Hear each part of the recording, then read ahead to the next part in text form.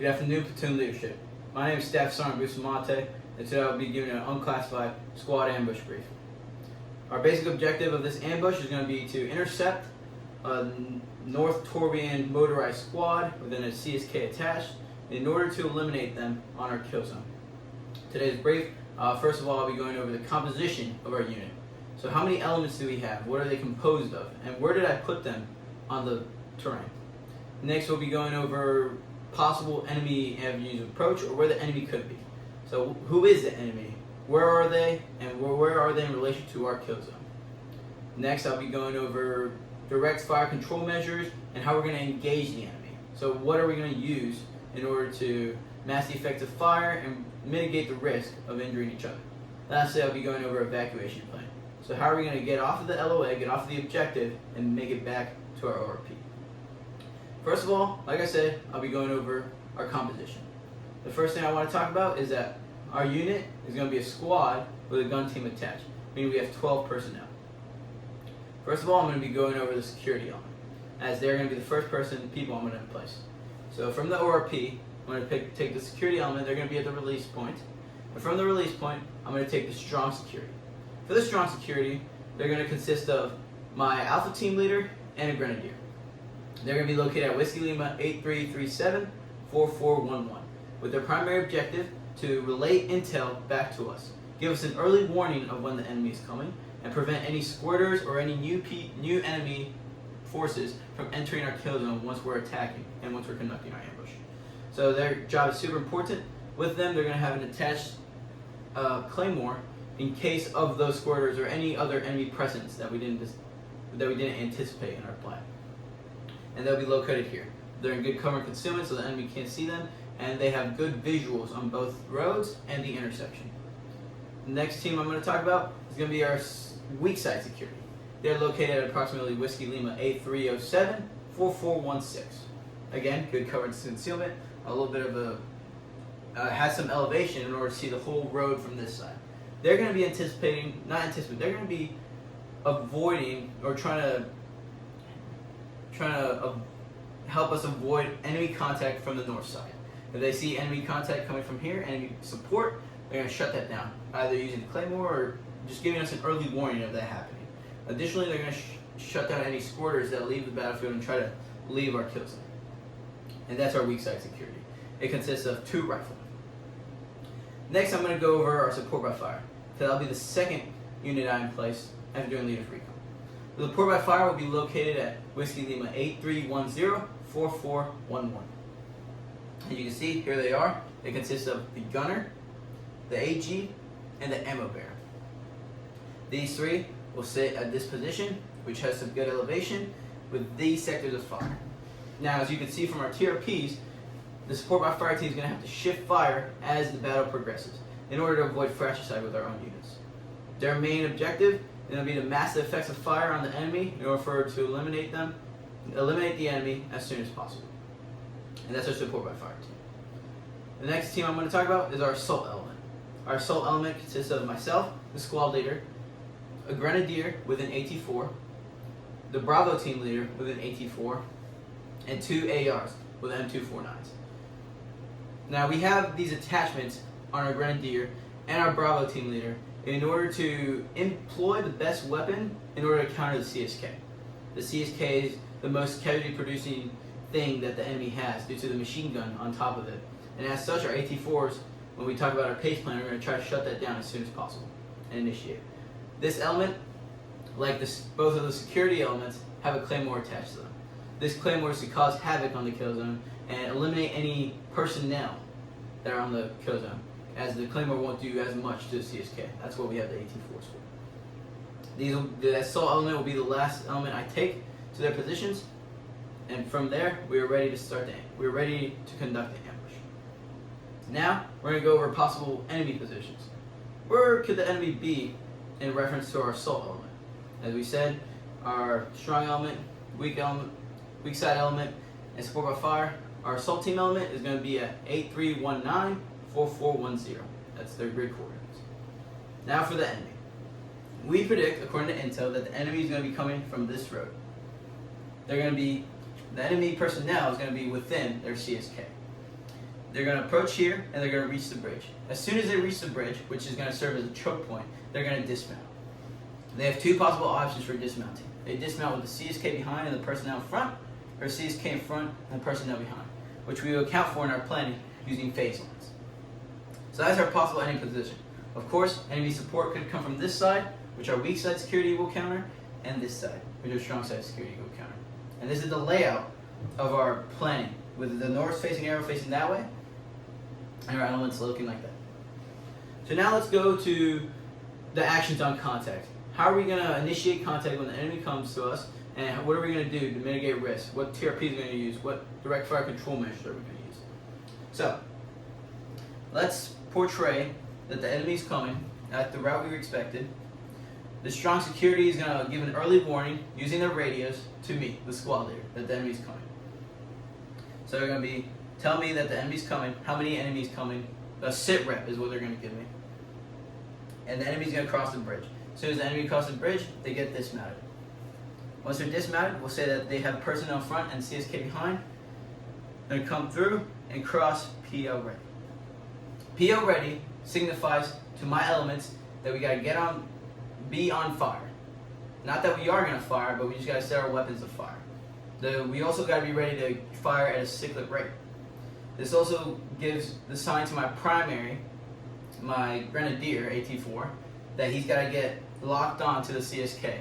Not that he's going to fire, but he just got to be locked on him. As soon as the enemy passes PO ready, we're on fire, we're ready to shoot our AT4. As soon as he passes PL set is for when the CSK is behind the personnel. We could ignore PL fire in this scenario. Once the CSK crosses PL set, that is when I conduct my pace plan. My primary is going to be my Grenadier's AT4, so he'd shoot that at the CSK. If that doesn't work, my alternate is going to be my Bravo team leader's AT4. If that doesn't work, my contingency is going to be the Claymore, just to initiate something on the kill zone. And if that doesn't work, my emergency is going to be the M4. Just firing a shot at the M4 in order for everybody to initiate contact. So, as soon as we do that, we go through the pace plan. We got to establish what our support by fire is doing during this whole thing. So, during this, our support by fire has this sector of fire, as you can see by these lines. It's between TRP1 and TRP3. As soon as we shoot our AT4, we're going to go to cyclic for 17 seconds. Once that's over, we're going to conduct stills. We're going to make sure we don't see, look, hear, or witness any enemy presence on the kill zone. At the same time, my assault element is going to bound down one elevation level to get closer to the enemy. As soon as this happens, or before this happens, I'm going to do one whistle or one flash of the VF-17 panel to my support by fire element. I'm going to do one flash, and that signifies to them that they got to switch from TRP1 to TRP2. This is in order to mitigate risk of fratricide or shooting one of us on the assault element. As a squad leader, I'm going to make sure I communicate with the whistle or the flash, and the support by fire will move adequately. Let's say we do stills and we hear enemy presence. Then we're going to open up again with a rapid rate of fire for another 17 seconds. Now that we've done that, the enemy should be killed. Once the enemy's dead, we've blown up our Claymore that I have control over. We've done both rates of fire. We did cyclic, 17 seconds. We heard them. Did rapid, 17 seconds. We don't hear them. They're dead. Now, I'm going to do two whistles or two flashes of the VF-17 panel. And that indicates to my support by fire team that we're about to bound through the objective. As such, they got to switch from TRP2, which had cover of some of the kill zone in case there were enemies still alive, to TRP3, where they will have no more sectors of fire on the kill zone. Because we're about to bound through the kill zone, we don't want them to shoot us. So now they're switching to TRP3, making it safe for us to bound through. As such, we're going to bound through. Again, it's going to be coordinated with the element, and we're going to bound through all the way to the LOA, making sure that there's no enemies alive, there's none about to shoot us back, etc. We're going to kick the weapons away and get to the LOA. Once we reach the LOA, we're going to conduct lace reports, and we're going to send out our EPW, and Aiden litter teams. These teams will be decided by our Bravo team leader on the site, who's going to delegate before we enter the ambush zone, how we're going to delegate EPW and Aiden litter.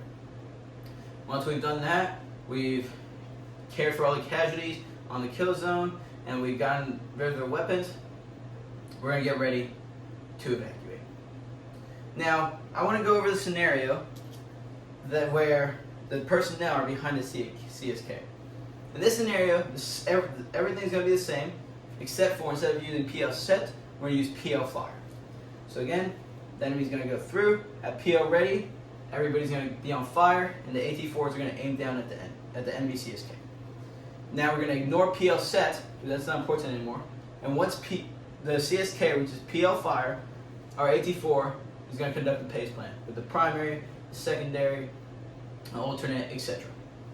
So that's the only difference between PL set and PL fire, which accounts for if the CSK is in front or behind the personnel. So we reached the LOA, now we're evacuating. In order to evacuate, we're going to do red, white, and blue planes. Now, before I do red, white, and blue planes, I want to explain where the TRPs are in order to help our support by fire indicate where they are. TRP 1 is going to be located at Whiskey Lima 83354402. Its obvious terrain feature is going to be this intersection, this bridge. So that's TRP 1. TRP 2 is located at Whiskey Lima 83254388. Is distinguishable because of a house that's off in this plain field. This house is going to be the limit of where our support by fire could shoot. It's not a house, but it's an abandoned building. Lastly, TRP 3 is at Whiskey Lima 83034400, which is going to be signified by a random tree that's just in the open of the field. And that was conducted by my recon before. Now that we've got that out of the way, we're going to talk about our evacuation plan, which is going to be through red, white, and blue. So for first one, we're going to evacuate our assaulting element. Right now, the assaulting element, which I'm going to signify by the squad leader, is at the LOA. I'm going to call red, red, red. Everybody will repeat. And once that happens, our assaulting element is going to move back out to our rally point, which is indicated right here. We chose this spot because it's away from any natural lanes of drift, and it is also in good cover and concealment. So our whole assaulting element is going to move to the rally point. At this simultaneously, a support by fire element, upon the call red, red, red, will switch from tripod to bipod. This is to facilitate their movement while we go to our white plane. The next thing I'm going to call is going to be white, white, white. Upon the call white, white, white, that will indicate to our support by fire team that they got to get off and meet us at the rally point. As such, they're going to meet us at the rally point. And when everybody comes back, I'm going to be at the rally point creating like a choke point so that I can count everybody in and keep accountability on everybody. The next thing is going to be blue, blue, blue. Something I need to indicate is that on red, red, red, our EPW teams are going to set a 2-minute fuse on all the explosives, on all the enemy intel, weapons, etc. that we want to get rid of. We're going to set a 2-minute fuse, 120 seconds, because that should give us adequate amount of time to get a safe distance away. And we're going to blow those up. Now in blue, blue, blue, that's when our security elements will move from their weak and strong positions, strong and weak positions into the rally point. So on blue, blue, blue, everybody should be at the rally point. I'll get accountability, make sure we're up on everybody, everybody's accounted for. And from there, we're at the rally point, and we're going to move back to the ORP. Now when we move back to the ORP, the main thing is going to be, we're going to do PCCs, PCIs, make sure everybody has their equipment, conduct any casualty care that we need to, and have further AARs on the squad ambush later on. And that's what we're going to do at the ORP. Now that was my squad ambush on an infantry motorized squad, the North Torbian squad. Again, this is in South Torbia, and this is ordered to complete our objective of stunting the enemy, clearing them, and eliminating them in order to further our objective. If there aren't any questions, this concludes my brief.